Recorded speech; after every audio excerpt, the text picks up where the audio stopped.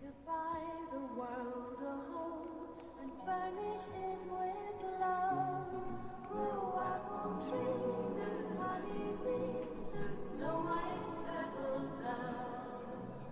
I like to teach the world to sing with me. Perfect common, perfect common. I like to buy the world a home and keep it company. That's the real. I like to teach the world to sing today on the melody. And I like to buy the world a home and keep it company.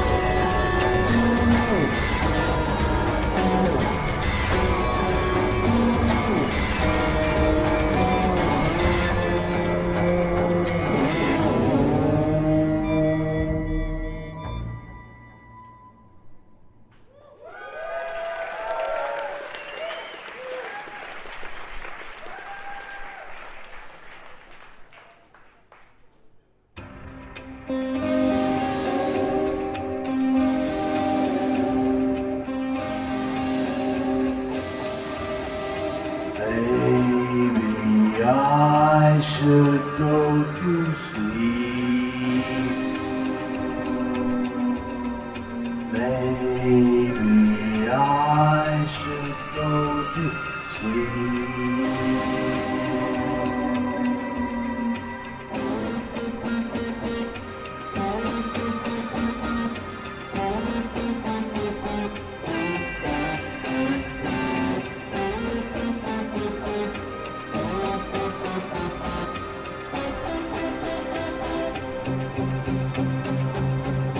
When I went to see my baby, she was in a nightgown. When I went to see my baby, she was on the ground. There was nothing in her eyes as I sat beside her. There was nothing in her eyes, nothing that could hide her.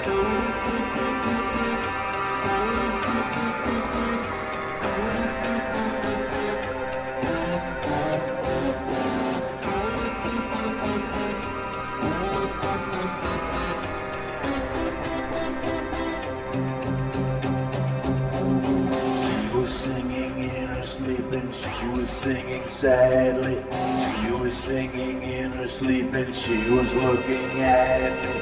There was something in her voice, something I was sensing. There was something in her voice, something that was missing.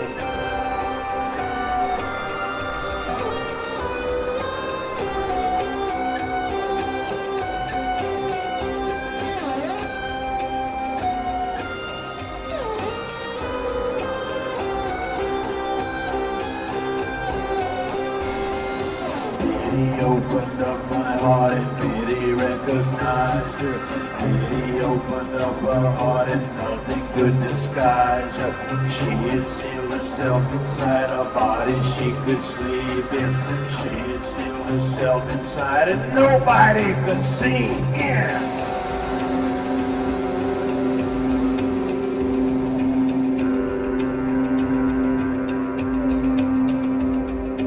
Love is just a little lamb looking for a hunk of ham. Love is just a little lamb looking for a hunk of ham.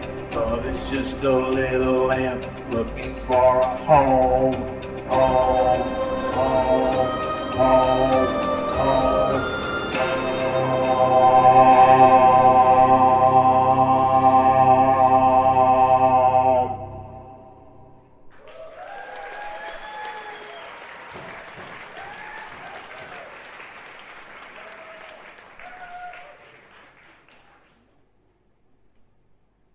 Hi, everybody. It's me, Randy, singer for the residents.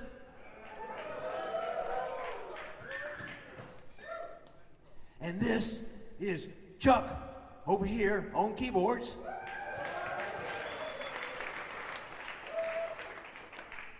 Bob on guitar.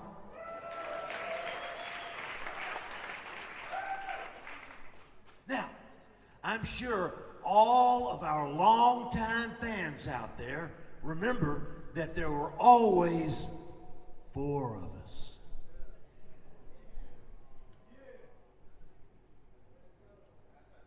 Well, I'm sorry to say that Carlos has retired. After almost 40 years, Carlos decided that the rock and roll lifestyle was just not for him. So, Carlos has gone back to Mexico and he's taking care of his mom now. But we miss you, buddy. We miss you. Okay, so now we wanted to invite all of you people into our little living room here so that we could play a few songs for you and tell you a few stories.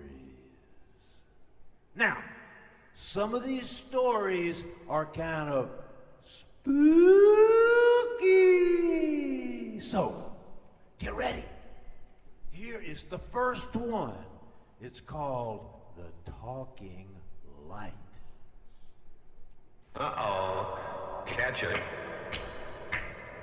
Uh-oh. Uh-oh. Uh-oh.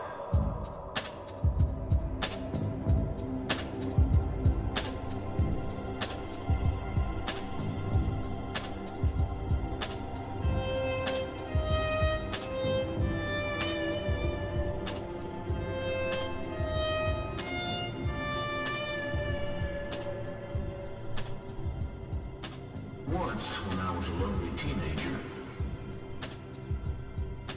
Once, when I was a lonely teenager.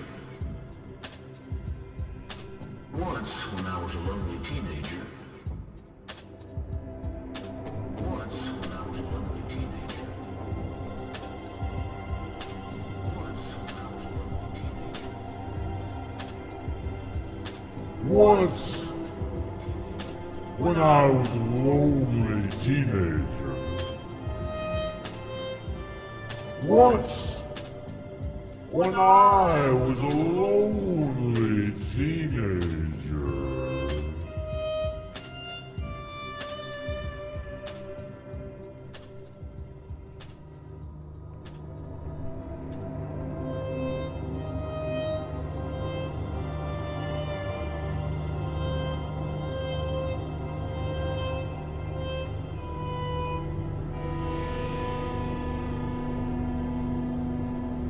Once when I was a lonely teenager,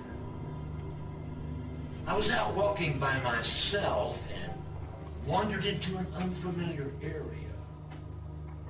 The land was badly eroded, and as I looked up a small ravine, I saw a little cottage that appeared to be deserted.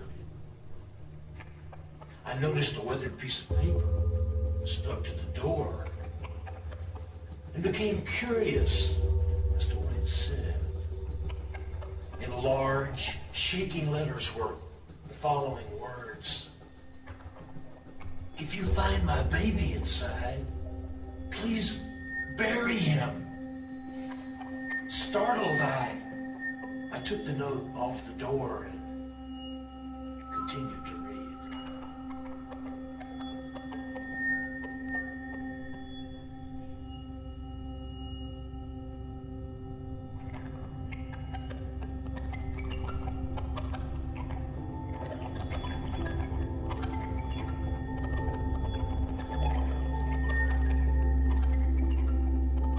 Lost in a light.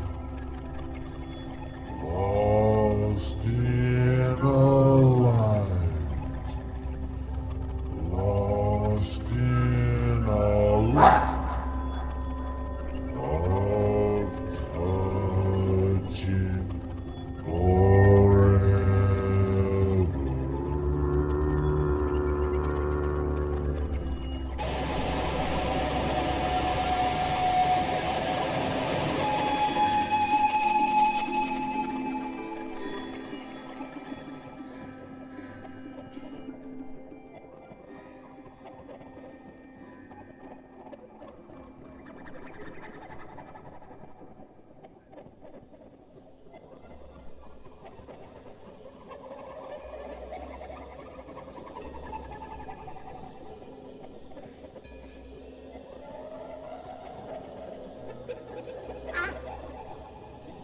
I cannot stay here no more.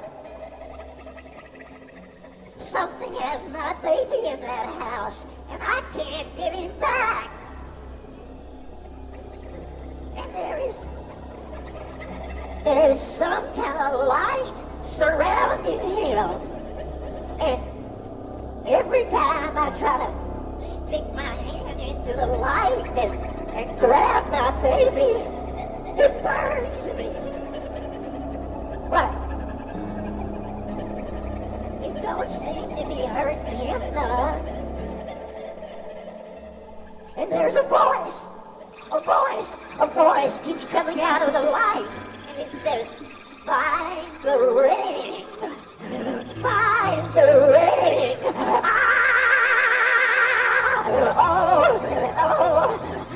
I have looked everywhere in that house.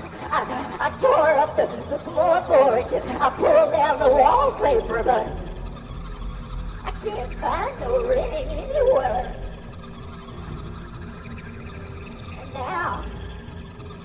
And now, I am so tired.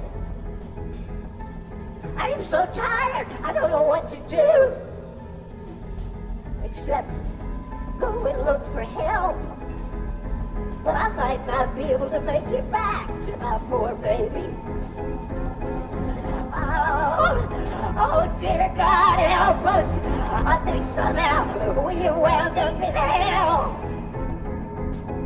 And I get the feeling it must be my baby's fault. But I don't know what he's done to deserve this.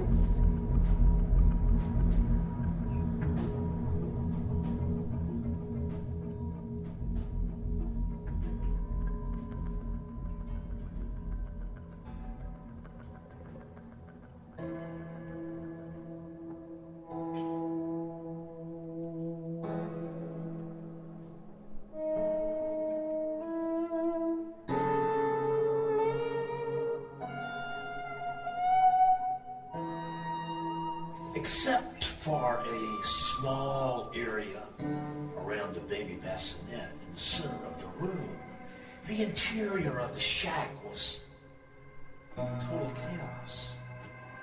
After working my way through the jumble of broken furniture, loose floorboards, and other rubble, I finally reached the side of the oddly spotless and pristine bassinet, covered by a clean white blanket. Filled with apprehension, I removed the cover, revealing the perfectly formed skeleton of a baby, clutching a wedding ring in its right hand.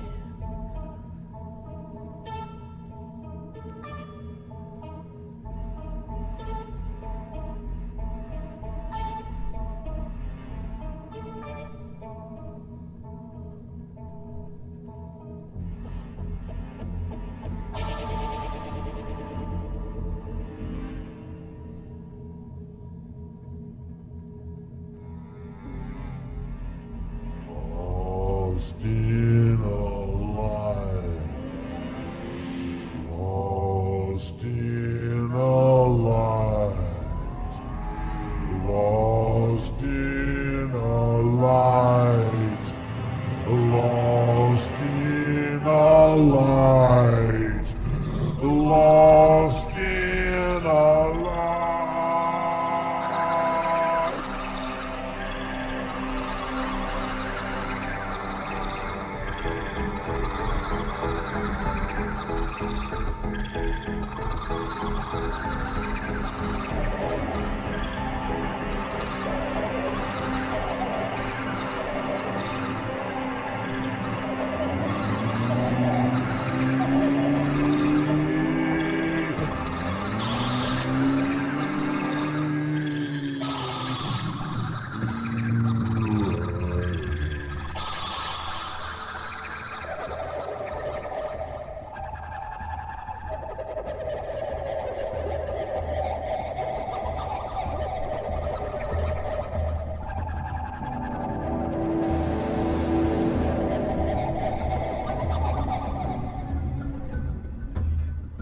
After scratching a shallow hole in the dry dirt of the ravine, I was about to dump the pitiful basket of bones into it when I noticed some words engraved on the ring. Deeply disturbed but compelled to continue, I brought the ring closer to my eyes and made out the words, "A mother's love erases rages. A mother's rage erases." But the rest was scratched out.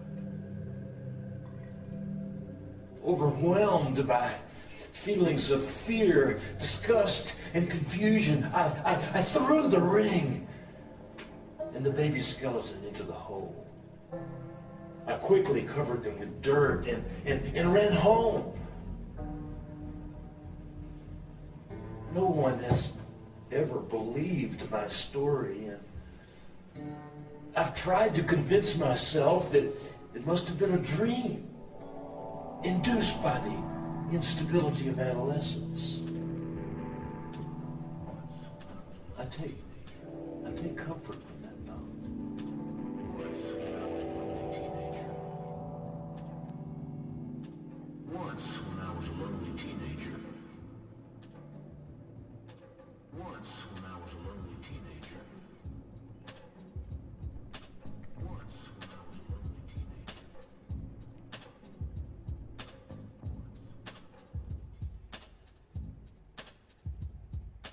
Lost in a light. Lost in a light. Lost in a lack of love.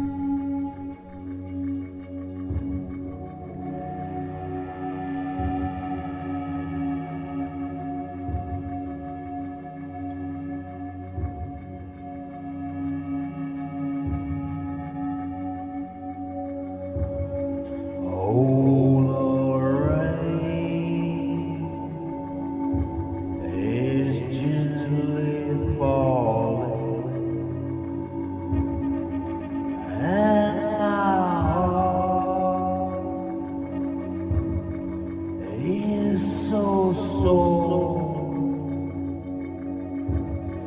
6 more miles and leave my darling. Never on this earth to me no more.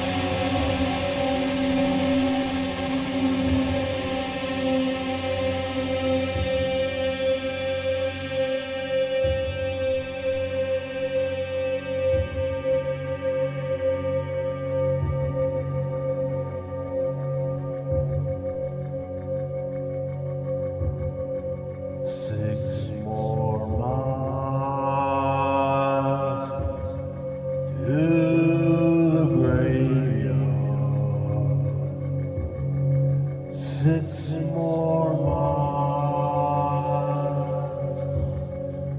long and sad.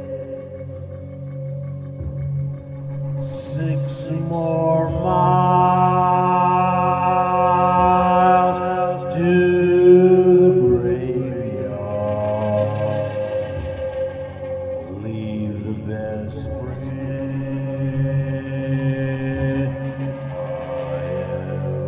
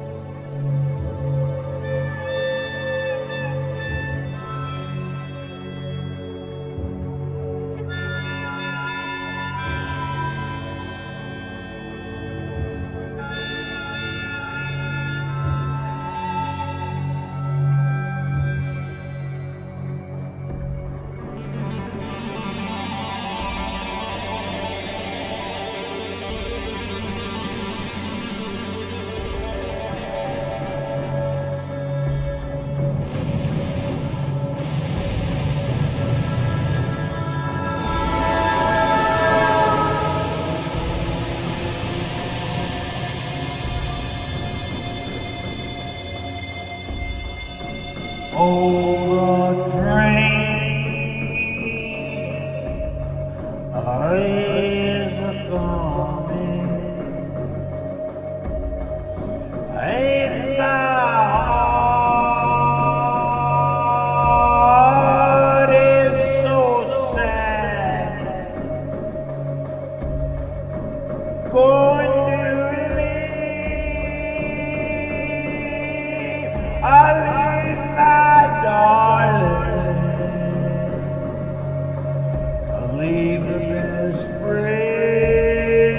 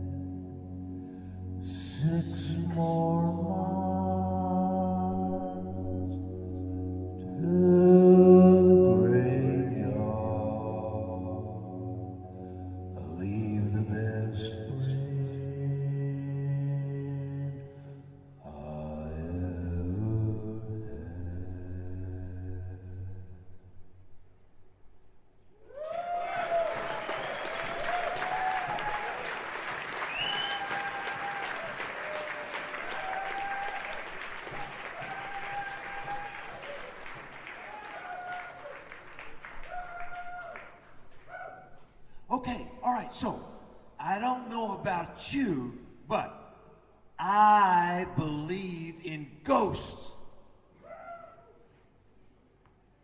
They've always been there my whole life, under the bed and in the back of the closets. There was this one guy named Red. He was a construction worker that I worked with on a 12-story building one time.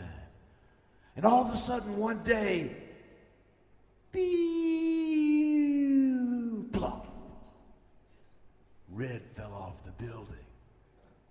And I found his body all rearranged in a weird kind of a way. And after that, whenever I would go up somewhere really high, like the top of the Eiffel Tower or the Dubai Tower, Red would suddenly appear. And he would talk to me in this really sweet, soothing voice and try to get me to jump. And then there was the time when this big, giant, glowing ball came down and just landed on top of my head when I was stuck in quicksand in Crossett, Arkansas. And inside of that big, giant, glowing ball were snakes and bugs and worms and the cut-off head of a train conductor. It was really weird in there. But worst of all were the mirror people. The mirror people. I'll tell you more about them later.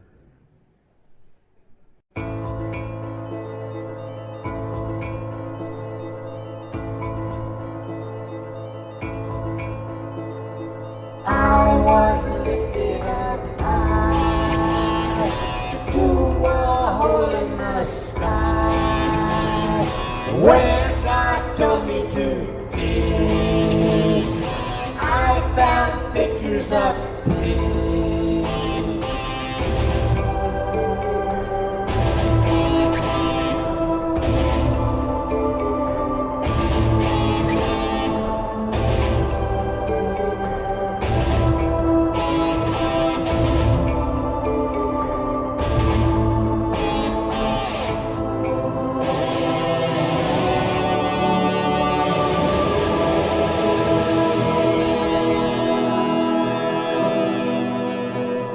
He put his butchers to work with a competent clerk, executing those who had abandoned the truth. Then four faces appeared around the sides of a sphere, spinning over a throne made of amber and bone. The ball was covered with eyes, and as it started to rise, God commanded the clerk to take me back to the dirt.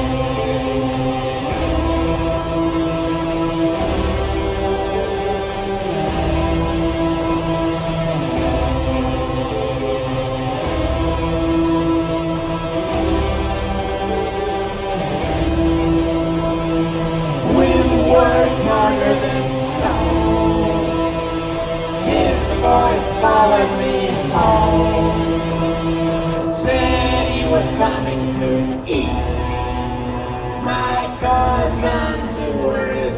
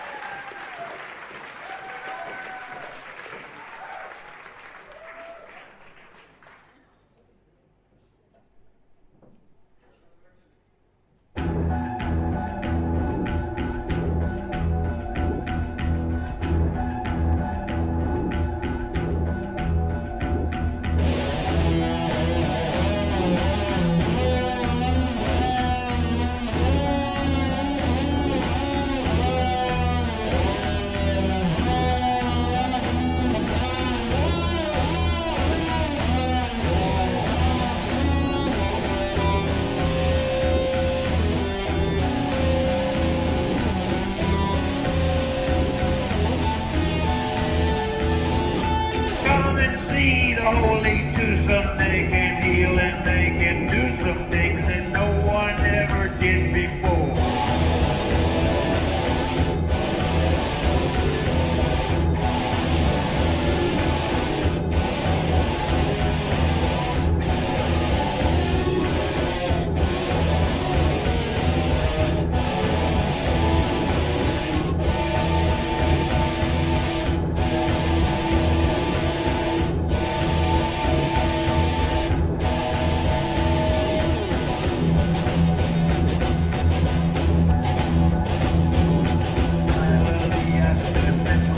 Holding up the crimson gleaming circle with its ends not quite in line.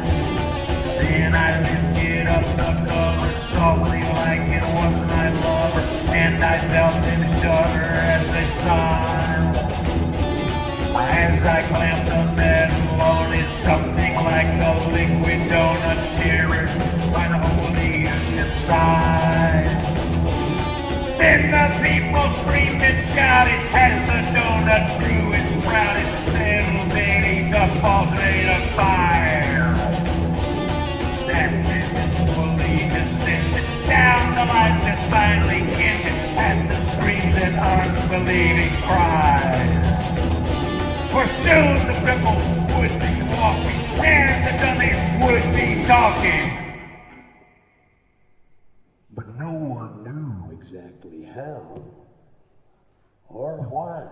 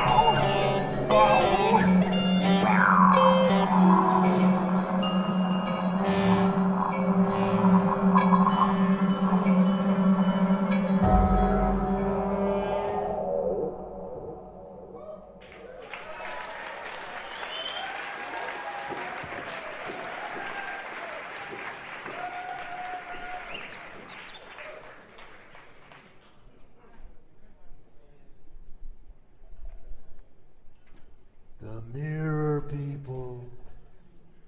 The mirror people. I always knew about them, but it was never really a problem until one day not too long ago I was in the bathroom shaving and the room was all foggy and the mirror was all steamed up, and all of a sudden I heard this voice. I heard this voice and it said, "Hi, Randy. Hi, Randy. I want you." I said, "Pardon me?" And I looked around, but nobody was there. But I knew who it was. I knew who it was. And slowly I walked up to the mirror and I wiped it away. And there he was, staring at me.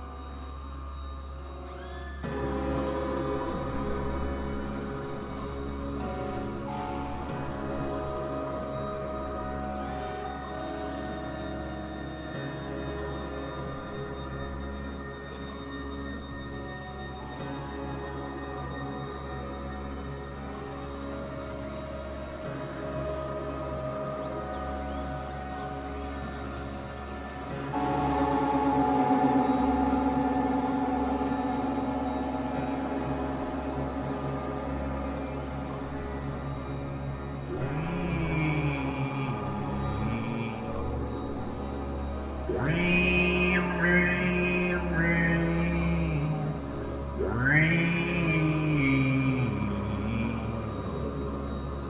dream, dream,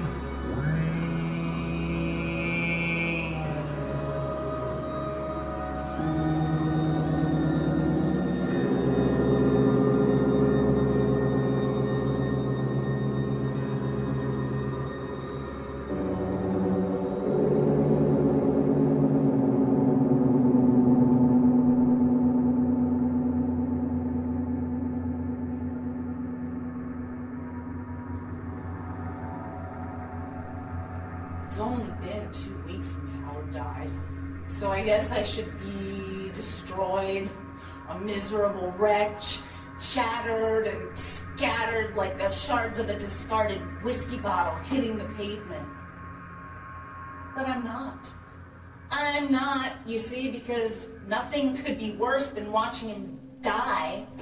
Nothing could be worse than watching a life you loved slowly sucked away like a spider draining the brain of a fly.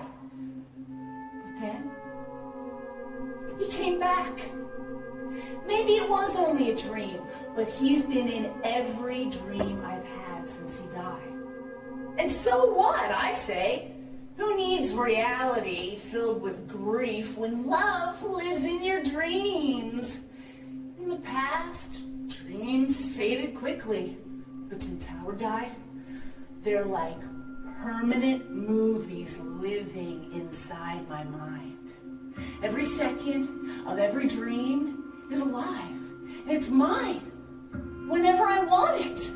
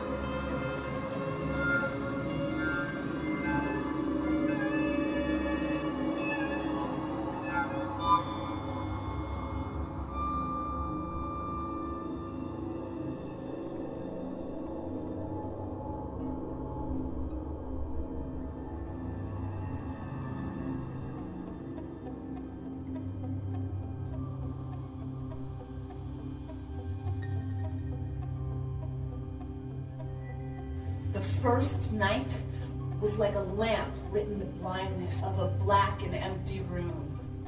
The flame of the lamp grew brighter and brighter until the room disappeared, replaced by his face, shining like the center of the sun.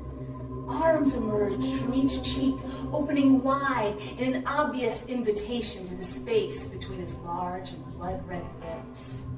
I freely fell into the opening and, once inside, easily embraced his heart. It was stuck to the top of his torso, where the nape of his neck might have been, and then it linked me with love and with laughter and made my mind twinkle and grin. The dream flowed on in its own loose and liquid way, filling my mind with a warmly glowing wetness that always equaled the essence of Howard.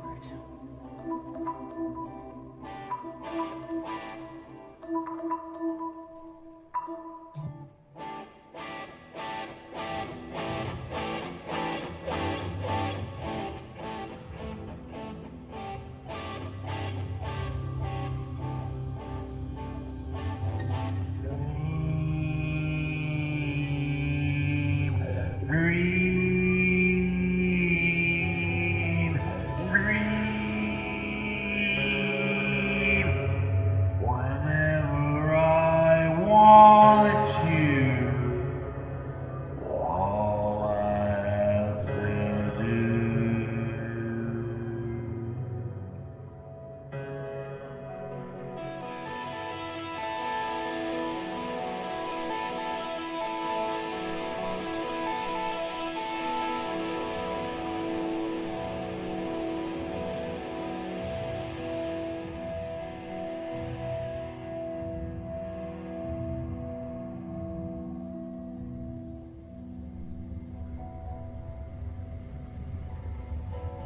Rachel, my best friend, was waking me for Howard's funeral. I had slept for 18 hours. The heaviness of grief saturating the service was more than I could bear. But I had to bear it. It didn't matter how many times I broke down or how many condolences left the lips of family and friends. It never got any better. But somehow it managed to get worse. Just as the service was ending, I tripped at the edge of the dirt pile waiting to fill Howard's hole. And as I tripped, I bumped into Howard's mother, causing both of us to fall into the open grave, giving the grieving woman a perfect release for the venom and rage consuming her soul. As my friends and family looked on, my dead husband's mother hit me 14 times with her purse before I fainted into the waiting arms of my beloved.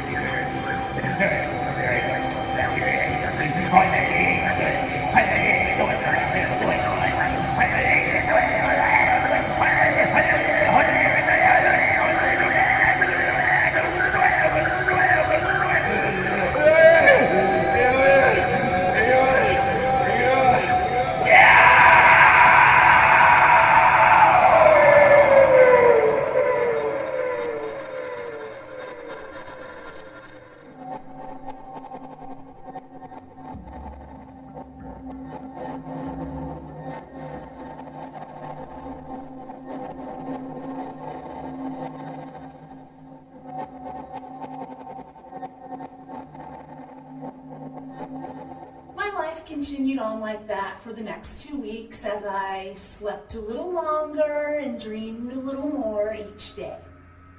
I made it 23 and a half hours yesterday, and now, with Howard's support, I think I'm ready.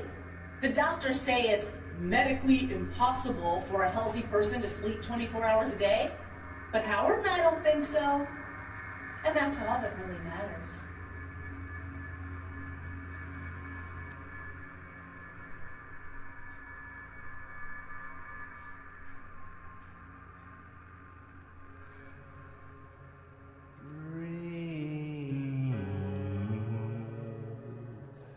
Green, green, green, green. Whenever I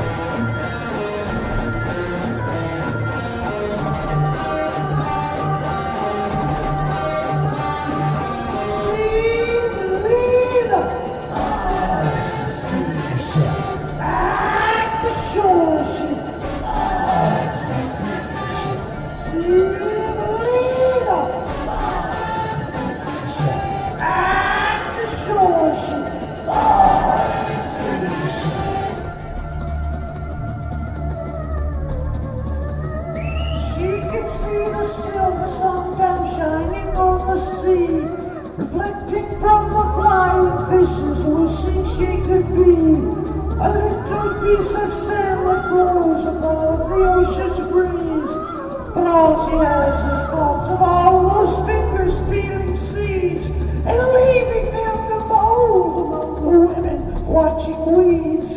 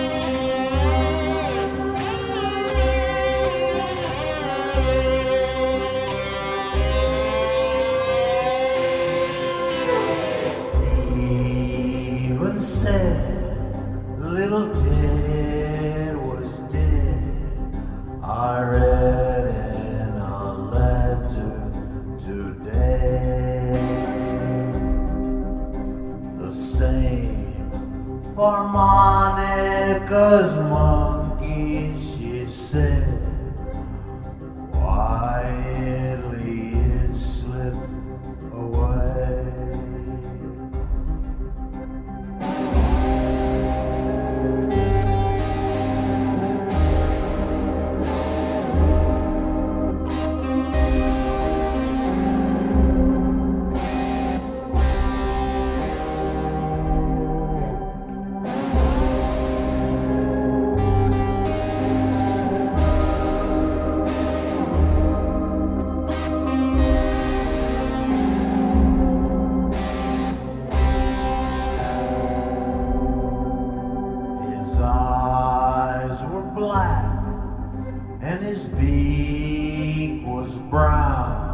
Mr. Cuckoo has fallen asleep,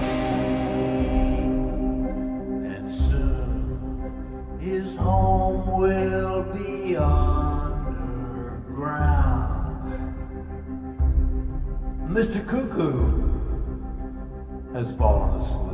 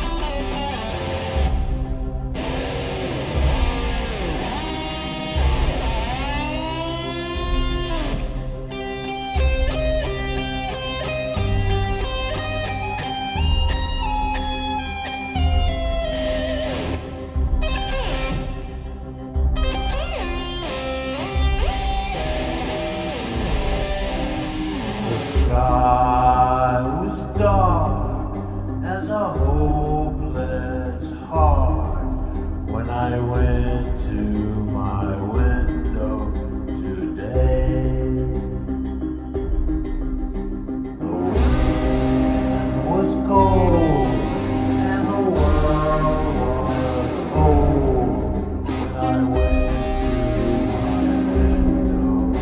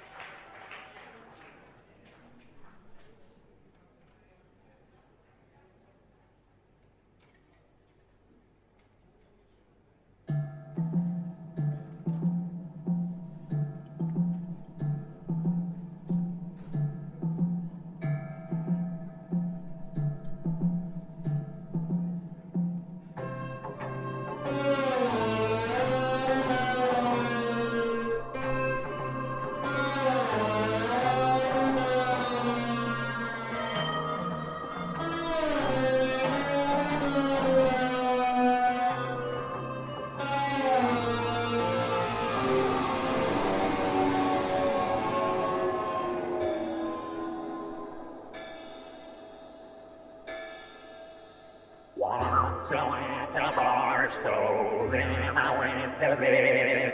First my friend was with me, then my friend was dead. All his clothes were burned out, then his ties were red. After all we've been through, what more can be said?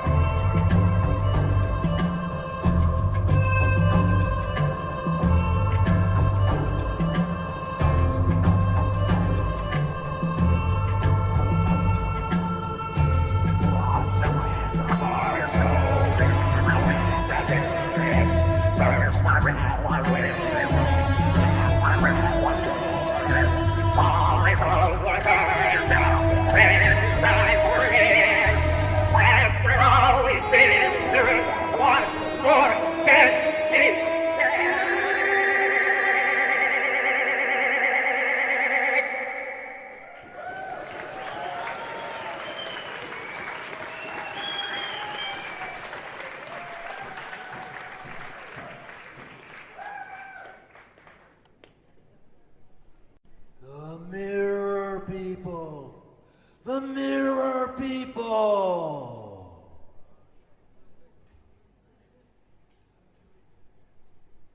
They have their rules, you know. The mirror people, they have their rules. And one of their rules is, if you walk up and you look right in the mirror, they never talk to you. They never talk to you. And if somebody else is in the room, they never talk to you. But they're there. They're there. They want you. They want to become you. My wife is one. My wife, Bonnie, she's one. That's why I sleep in the garage now.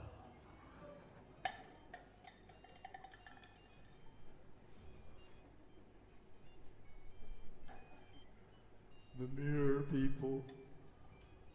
The mirror people. When I was a kid one time, I went in a barber shop. I guess you could tell. I don't go in those places anymore. But I walked in that barber shop and I sat down in that big chair and I looked all around at all those mirrors and I just jumped. And it made the barber stab himself in the cheek with his scissors. After that, my mom always cut my hair. Next time you're stuck with the nastiest job in the house, make it vanish.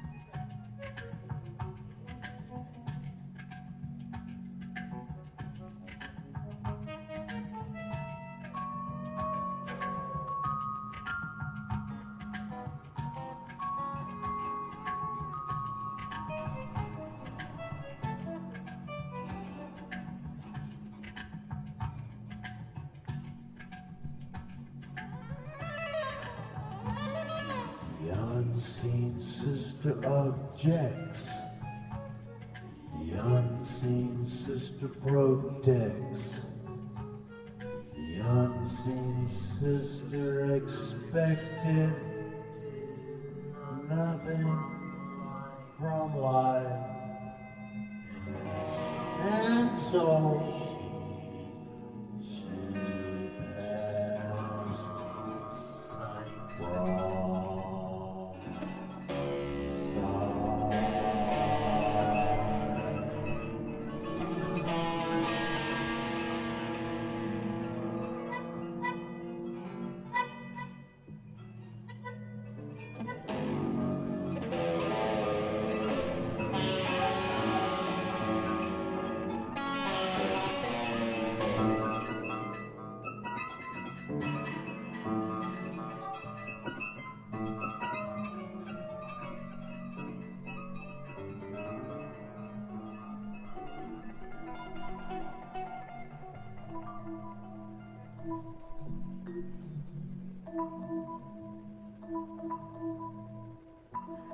When I was very young, I had a twin sister that no one could see but me. We lived in a farm without any neighbors, so she was my constant companion. For some reason, she liked to play tricks on my mother. These tricks were often mean, and even though I didn't, I usually got the blame, I was unable to stop myself from helping her.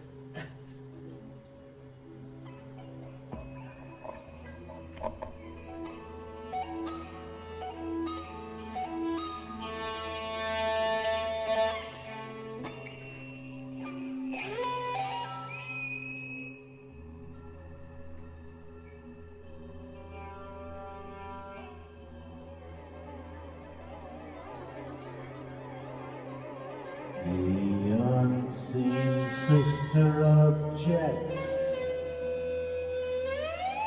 unseen sister protects. The unseen sister protects.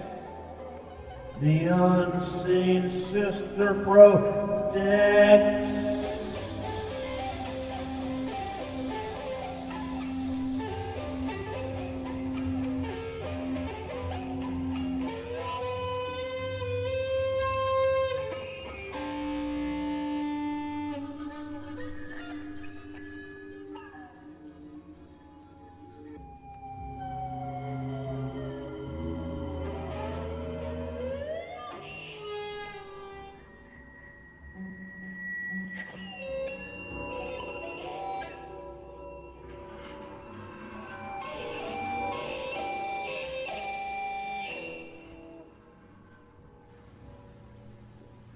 Once we were playing under the kitchen table where my mother was sitting shelling peas. I grabbed her leg and said I wanted to play horsey as my sister placed a loop of clothesline around her ankle. Mother said no, and then she got up from the table, walked 2 steps, and tripped as she reached the end of the rope. As my mother fell, she knocked a boiling pot off the stove. It fell on her head. Even though it was July, she was cooking pasta in the shape of little green Christmas trees because it was my favorite. Mother's face was no more than 6 inches from mine as she screamed, jerked away the pot, and revealed her red bubbling face covered with little green Christmas trees.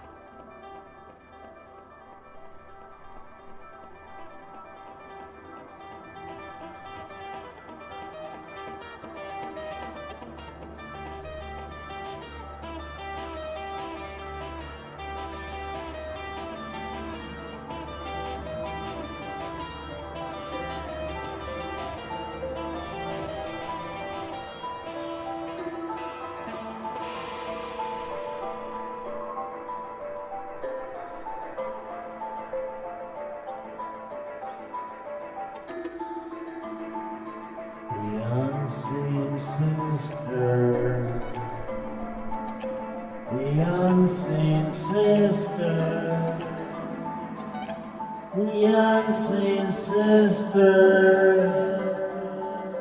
the unseen sister, the unseen sister.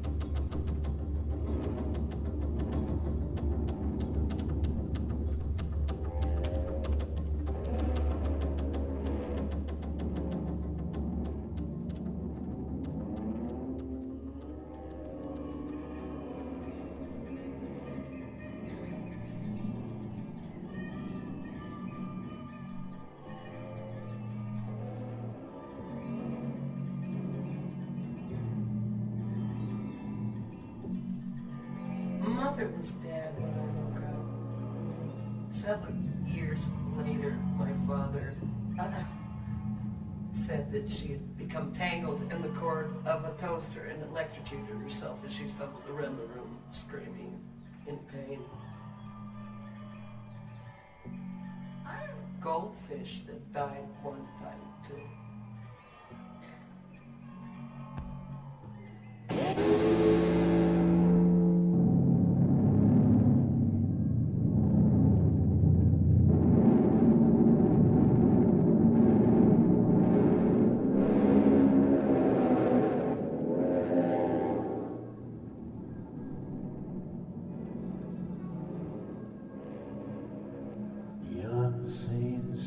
sister objects. The unseen sister protects. The unseen sister expected nothing from life, and so she passed from sight.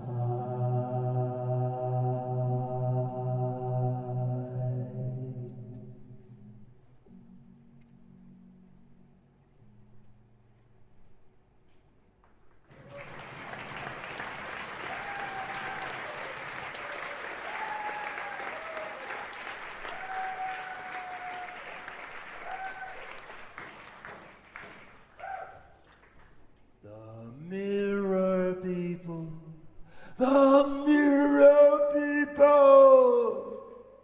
Okay, all right, I know. This mirror people stuff, it sounds pretty weird. You probably think I'm crazy. Okay, all right.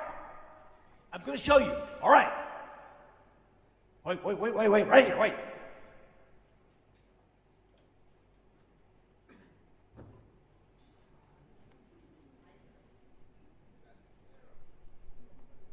It's a mirror. Mirror on the front. Mirror on the back. Okay. Now, this is going to be kind of dangerous. You people up there, back there in the back, I think you're okay. You guys down here. Okay, all right, but I'm the one that's really in the line of fire here. So, get ready.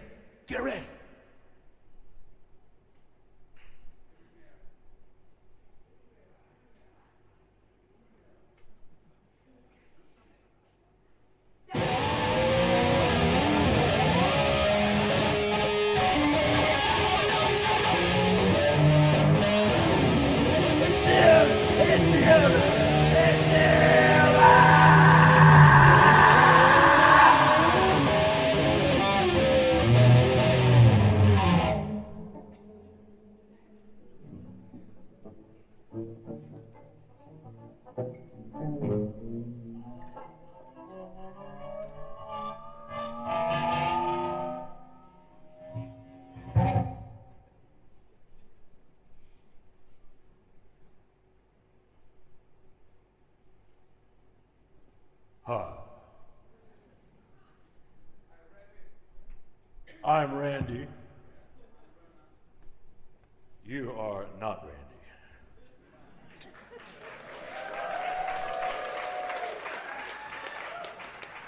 Singer for the residents. This is Chuck over here on keyboards.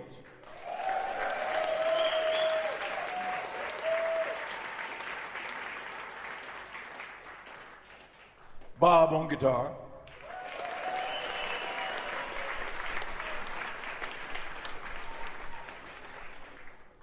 Fuck Carlos. That guy was an asshole. Okay, all right, so now we have a few more songs for you. This next one is about a dear, sweet little old lady.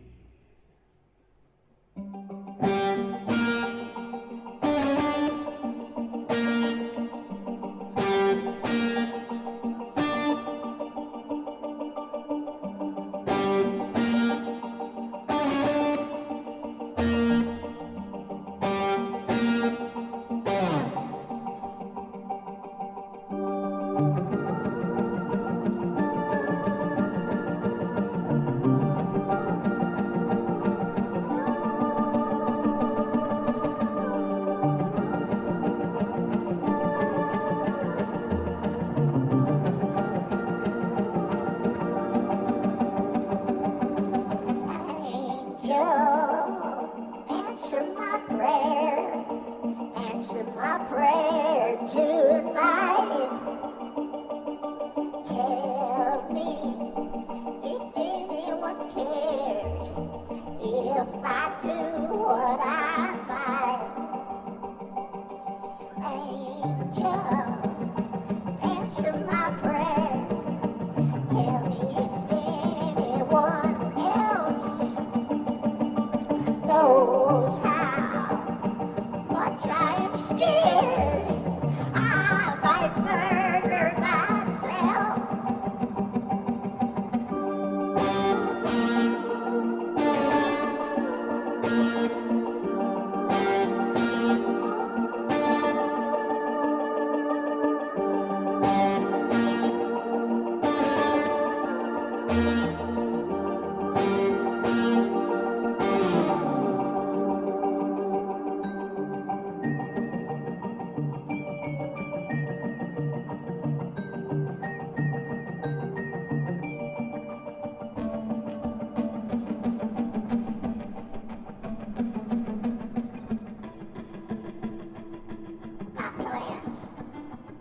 My plans. If I do it, who will take care of my plants? Maybe Martha. She sent a card on Mother's Day, which is today.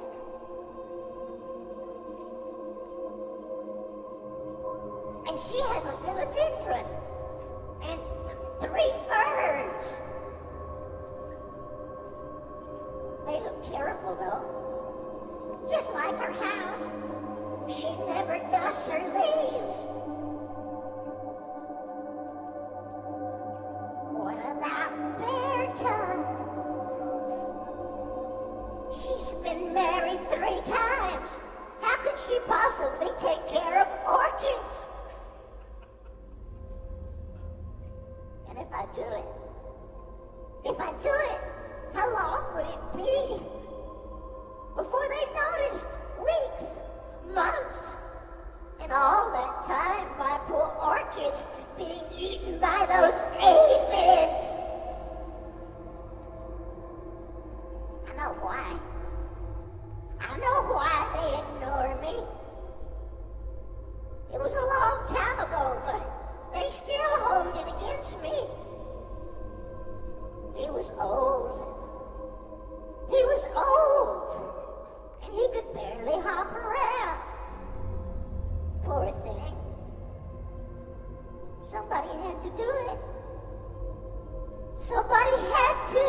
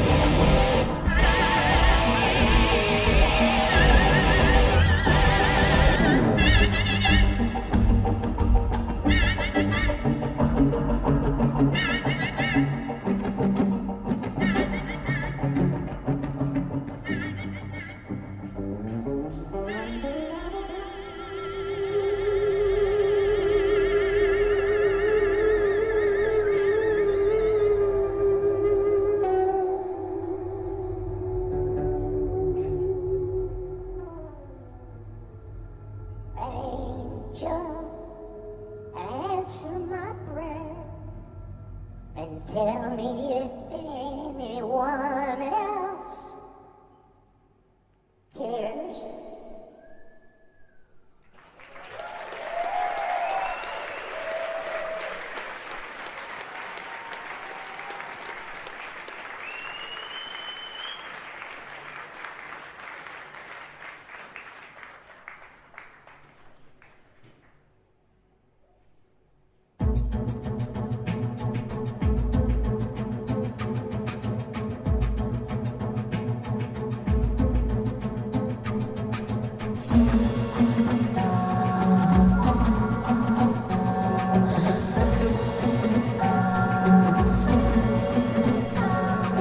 Lily, little Lily, a Lily, little Lily, Lily, chilling Lily, Lily, with her white face, delicate Lily is stainlessly lonely.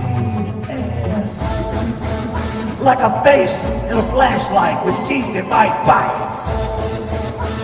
Like dice rolling snake eyes in headlights at night. Like a corpse in the sunshine or eyes in a fight.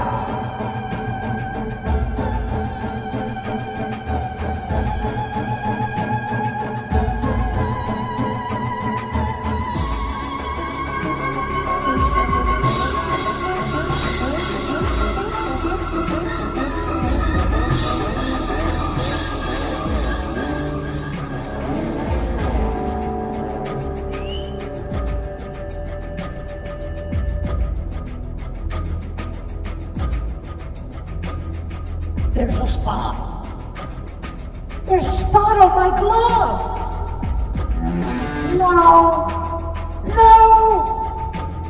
Maybe it was make 'em runny. Make 'em runny, honey.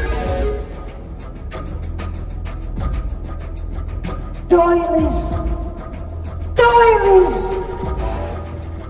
Where have all the doilies gone? Roses will wither and die, along with the lace and the lines. Nothing is nicer than death at matching the bad and the best. He hated me. He hated me. And hate is hot. And hate is white. I'll not even have disdain for him. Not even a stain on the memory he looked up to. Lacking all respect for him. I'm lacking out the specks of decent thought that linger in me. Leaving only white. Calm, peaceful white swans, silently flying through the snow, looking down at the bleached bones of a noble knight who wanted to save his lady, his lovely lady. She wanted to bring her man milk in the moonlight, but it was too late. It was too late. It was too late. He said,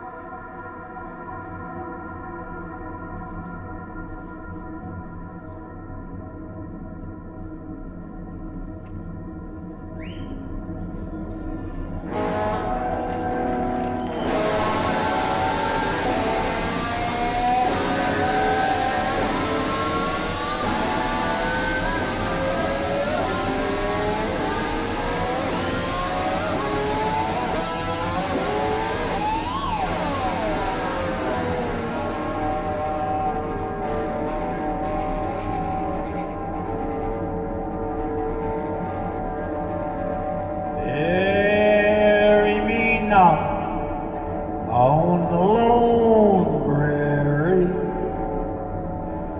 These words came slow and mournfully from the bleeding lips of a youth who lay on his dying bed at the close of day. Darkness hovered above his head as the shadows of death grew thick like lead. He thought of his home and his family that night as the cowboys gathered to watch him die.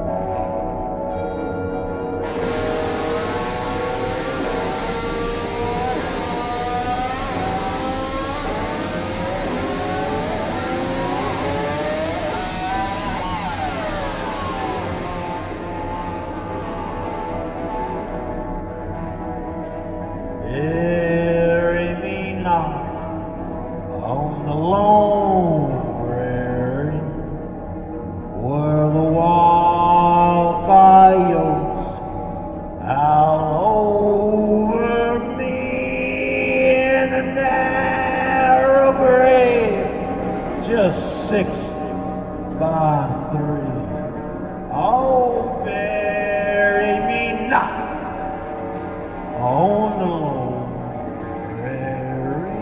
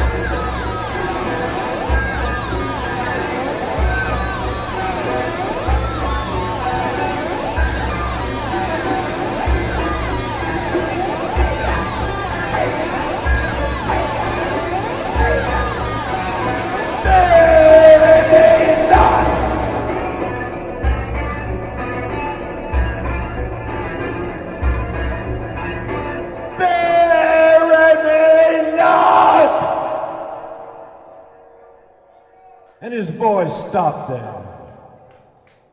But we took no heed of his dying prayer. In a narrow grave, just 6 by 3, we buried him there on the lone prairie.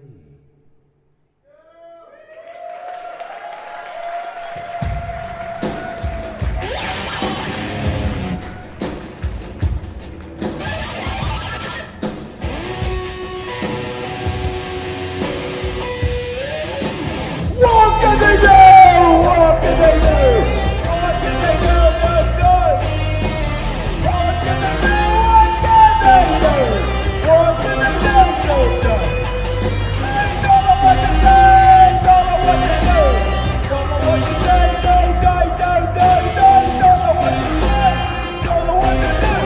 Don't know what to say, There's no going back, no going back, no going back, no going back, no going back to die. So what can they do? What can they do? What can they do? What can they do? What can they do? What can they do?